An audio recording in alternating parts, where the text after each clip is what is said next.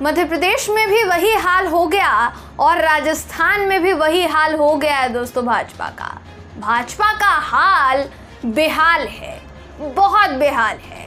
अभी तो देखिए मध्य प्रदेश से खबर सामने आई थी कि बीजेपी ने केंद्रीय मंत्रियों और सांसदों को मैदान में वोट मांगने के लिए खड़ा कर दिया था। तब सांसद और तमाम मंत्री जो थे, जो नेता हैं, वो बोलते हुए नजर आए कि भाई वोट कैसे मांगेंगे। अब ये खबर सामने आए ज़्यादा वक्त नहीं हुआ था और खबर सामने आ गई दोस्तों कि बीजेपी ने राजस्थान में भी यही पैंतरा अपना डाला है। जी हाँ, भारतीय जनता पार्टी ने राजस्थान में चुनाव के लिए फिर एक बार सांसदों की फौज मैदान में खड़ी कर दी है। राजस्थान चुनाव को लेकर भाजपा के अंदर खाने डर का माहौल किस कदर है, आपको इस खबर में हम बताएंगे। नमस्कार दोस्तों, मेरा नाम है जयंती झा और आप देख रहे हैं देश नीति।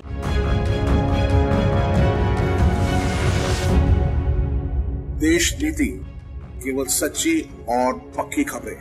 दोस्तों, राजस्थान में चुनाव की अधिसूचना 30 अक्टूबर को जारी होगी। इसके बाद उम्मीदवार जो हैं वो 6 नवंबर तक नामांकन दाखिल कर सकेंगे। 7 नवंबर को नामांकन की जांच की जाएगी और नामांकन वापस लेने की आखिरी तारीख की अगर बात की जाए तो वो है 9 नवंबर।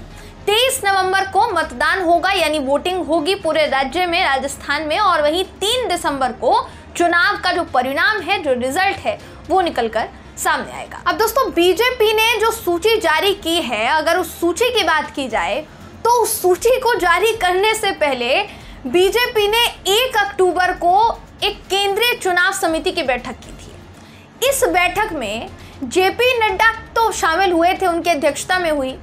पीएम मोदी, रक्षा मंत्री राजनाथ सिंह, गृह मंत्री अमित शाह, समिति के दूसरे सदस्य सब इस बैठक में शामिल थे। यानी आप समझ जाइए कि पार्टी के बड़े बड़े नेताओं के पसीने छूटे पड़े हैं, क्योंकि ये हाल सिर्फ राजस्थान में नहीं है बल्कि यही हाल मध्य प्रदेश में भी है। दोस्तों, मध्य प्रदेश में भारतीय जनता पार्टी की सरकार होते हुए भी जमीन खोने का डर ऐसा था कि बीजेपी ने सांसदों से लेकर केंद्रीय मंत्रियों तक को लोक लुभावन वादे करके विधायकी का चुनाव जीतने पर मजबूर कर दिया कि भाई आप लोक लुभावन वादे करिए, केंद्रीय मंत्री हैं आप सांसद हैं, चुनाव तो आप जिता ही देंगे। अब यही काम राजस्थान में दोहरा दिया गया है। दरअसल राजस्थान चुनाव को लेकर भारतीय जनता पार्टी ने उम्मीदवारों की पहली सूची जारी की है, जिस सूची में 41 उम्मीदवारों का नाम शामिल है। दोस्तों, इन 41 उम्मीदवारों में से 7 सांसदों को टिकट दिया गया है। जी हाँ, बीजेपी ने कुल 7 सांसदों को टिकट दिया है। वो 7 सांसद हैं कौन, जरा ये सुन लीजिए। दोस्तों, भारतीय जनता पार्टी ने सांसद राज्यवर्धन सिंह राठौड़ को झोटवाड़ा से टिकट दिया है। वहीं पार्टी ने मंडावा सीट से नरेंद्र कुमार को टिकट दिया है। विद्याधर नगर सीट से सांसद दिया कुमारी को टिकट दिया गया है। तिजारा से सांसद बाबा बालक नाथ को टिकट दिया गया है।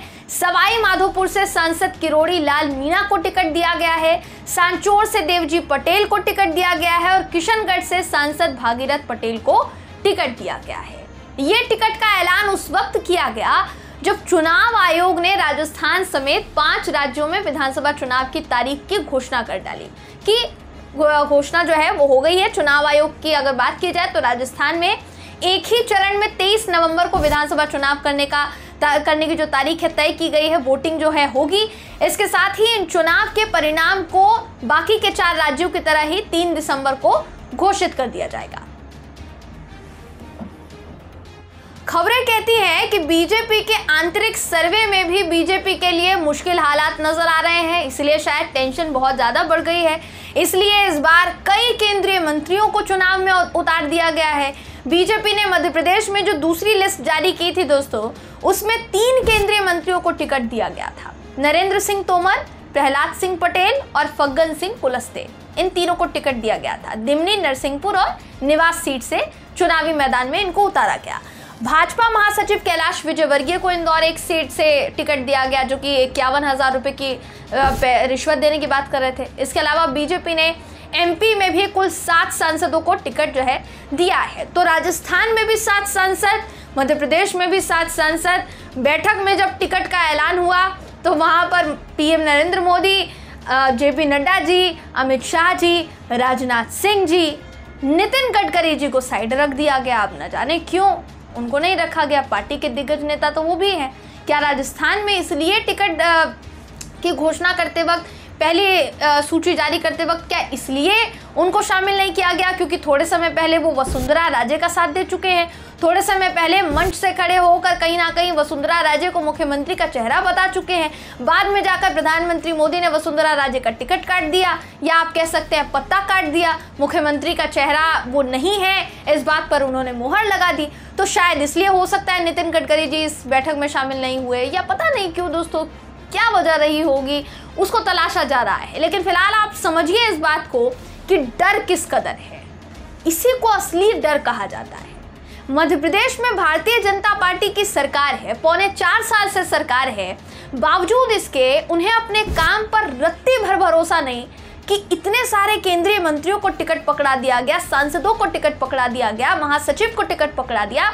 बावजूद इसके इतना ज्यादा डर है कि मुख्यमंत्री शिवराज सिंह चौहान रोज आए दिन लोक लुभावन वादे कर रहे हैं, किसी न किसी रेवड़ी की घोषणा जो है आए दिन करते हैं। तो राजस्थान, मध्य प्रदेश में ये डर है। वहीं राजस्थान का हाल क्या है ये आप समझ जाइए। राजस्थान में कांग्रेस की सरकार है दोस्तों। कहा जाता है कि कांग्रेस, या आप कह सकते हैं राजस्थान में एक पैटर्न चला आ रहा है।